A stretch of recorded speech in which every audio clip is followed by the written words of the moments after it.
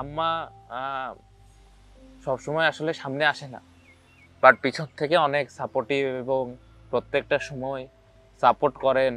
বিশেষ করে যখন খারাপ সময়টা গেছে, ডিফিকাল্ট ছিল আম্মার জন্য, বাট এখন ভালো যাচ্ছে এবং আহ, আম্মা খুবই খুশি।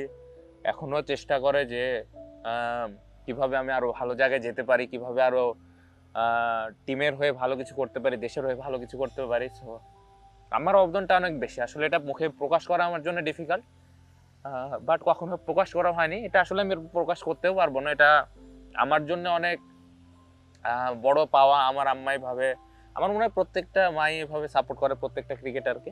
আমার খেলাধুলা নিয়ে আসলে আম্মা অনেক বেশি টেনশন করো আমি জানি, বাট আমাকে নিয়ে টেনশন করার কোনো কারণ নাই। এতটুকু চাইবো যে তুমি আমার জন্য দোয়া করবা যেন আমি সুস্থ থাকি আর দেশের হয়ে ভালো কিছু করতে পারি।